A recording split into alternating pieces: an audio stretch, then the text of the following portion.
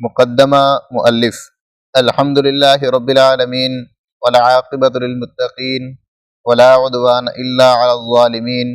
واشہد ان لا الہ الا اللہ وحدہ لا شریک لہ الملک الحق المبین واشہد ان محمدا عبدہ ورسولہ خاتم النبیین وامام المتقین صلی اللہ علیہ وعلی آلہ واصحابہ ومن تبعہم بإحسان الی یوم الدین۔ اما بعد، اللہ تعالیٰ نے اپنے رسول جناب محمد صلی اللہ علیہ وسلم کو ہدایت اور سچا دین دے کر مبعوث فرمایا، جن کی شخصیت کل جہانوں کے لیے باعث رحمت، عمل کرنے والوں کے لیے عملی نمونہ اور تمام بندوں کے لیے حجت ہے۔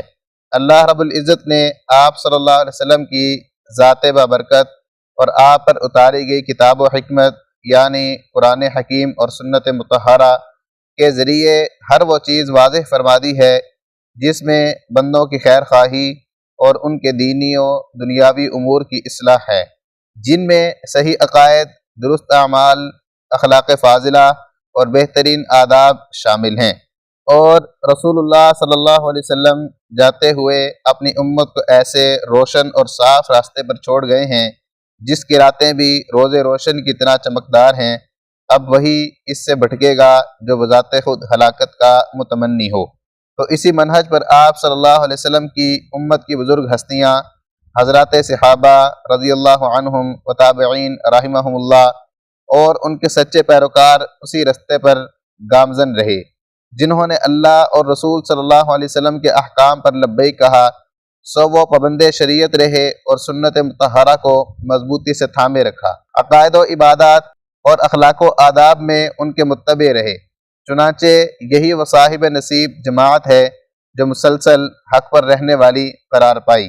لوگ ان کا ساتھ چھوڑ کر ان کی مخالفت کر کے ان کو کچھ نقصان نہیں پہنچا سکیں گے حتیٰ کہ قیامت برپا ہو جائے گی، اور وہ اسی سچی اور سیدھی راہ پر گامزن ہوں گے۔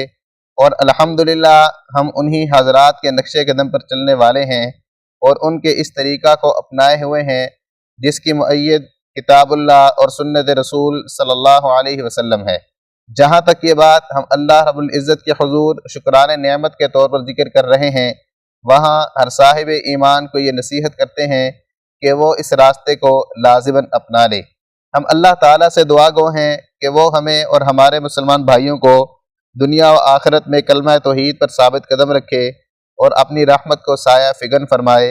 یقیناً اس کی عنایات بے حساب ہیں۔ صحیح عقیدہ توحید کی اہمیت اور اس ضمن میں لوگوں کے منتشر افکار کے پیش نظر میں نے یہ پسند کیا کہ اہل السنہ والجماعہ کا وہ عقیدہ جسے ہم اپنائے ہوئے ہیں بالاختصار تحریر کر دوں، اور وہ اللہ تعالیٰ، اس کے فرشتوں، اس کی کتابوں، اس کے رسولوں، روز قیامت اور تقدیر کی اچھائی و برائی پر ایمان لانا ہے، اور بارگاہ الہی میں دستے و دعا ہوں